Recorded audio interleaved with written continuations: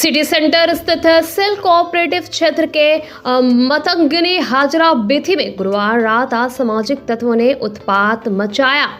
दुर्गापुर इस्पात कारखाना के पूर्व चिकित्सक समरजीत चौधरी की कार को निशाना बनाते हुए कांच तोड़ दिए गए और वाहन के अंदर रखे कागजात बिखेर दिए गए। शुक्रवार सुबह घटना का पता चलने पर पीड़ित चिकित्सक दहशत में आ गए और सिटी सेंटर फाड़ी पुलिस में शिकायत दर्ज कराई। उन्होंने बताया कि इलाके में सीसीटीवी कैमरे लगे होने के बावजूद घटना होना गंभीर चिंता का विषय है। पुलिस मामले की जांच कर रही है।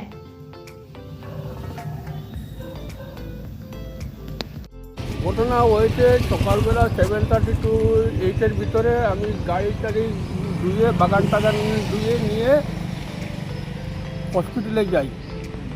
আজকে টান করে এসে আজকে সরস্বতী পূজার দিন আমি ভাবলাম যে একটু দুধ আর ওই ফলমূল এগুলো নিয়ে আসি। এসে বাইরে দেখি যে গ্লাসের দরজা খুলেছি গাড়ির, দেখি যে গ্লাস ভাঙা সব জিনিসপত্র লটর পটর, কিন্তু আমি যখন গাড়ি ধুই তখন একদম নিট অ্যান্ড ক্লিন ছিল।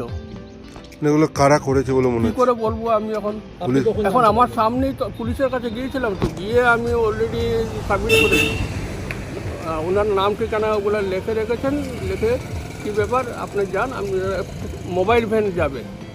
আর আমার বাড়ির সামনে সিসিটিভি দুটো পুলিশের তো ওই তো সিসিটিভি লেখাই আছে তো।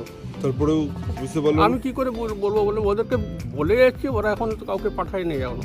আপনারা কি সাংবাদিক নাকি? আতঙ্ক লাগছে। আর আতঙ্ক কি আরেকটা তো মধুসূদনে হয়েছে।